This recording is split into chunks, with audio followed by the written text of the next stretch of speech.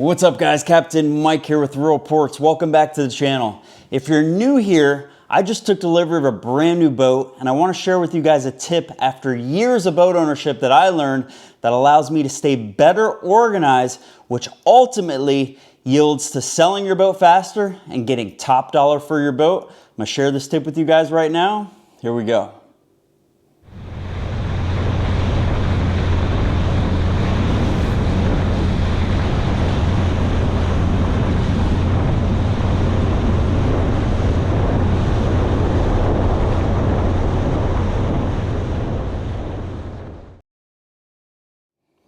Welcome back to the channel guys, and if you're new here, a big welcome for you.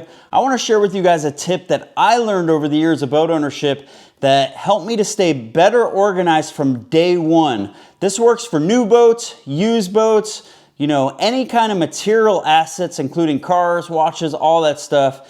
When a buyer comes to look at your asset, your boat, your used boat, being organized is such a good seller's advantage to have. It just shows that you took care of the boat and it just really builds customer confidence immediately.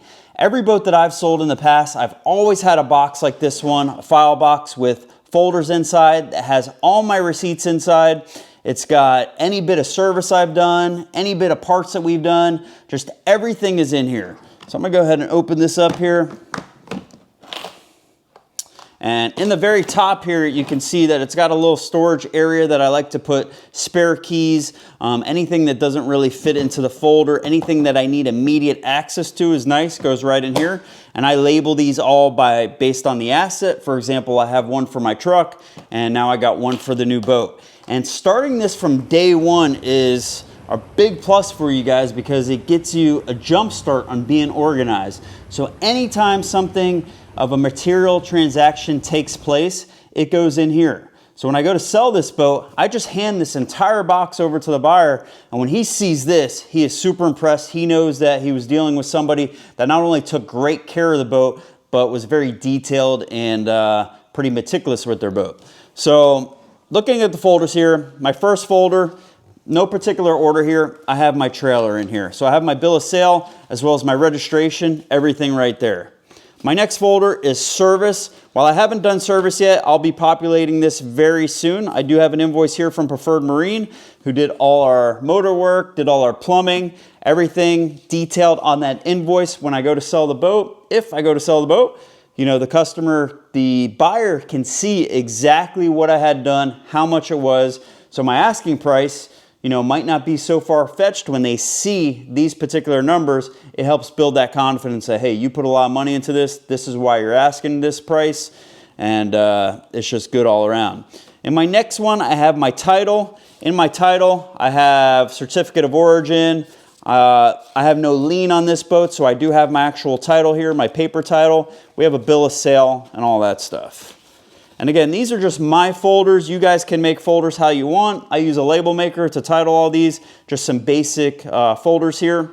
And I'll put a link in the description to this exact box as well as these folders. So if you guys want to become organized like this, I think it'll be a big plus for you. My next folder is all about my Mercury. We got my Mercury 300 in here. I have my bill of sale from, actually it's just a receipt from the manufacturer, as well as manuals. People love to see manuals, so don't throw those away, even if you're not going to read them. I have a manual for everything. All my electronics, anything that came with a manual, all the way down to the bilge pumps. They like to see that stuff. A lot of that stuff comes with warranties too, so when you're going to do warranty work, there's nothing like just coming into your box right here, grabbing a receipt, heading over to your local West Marine or whatever your boating store is, and you got that stuff ready to go. In my next folder here, I do have information on my Simrad. This was a very big purchase here, a very material purchase, over $5,000. So of course, I'm going to keep all my manuals for that. We got receipts, we got warranties in here, we got extra parts that we didn't use for the install. All that stays in there.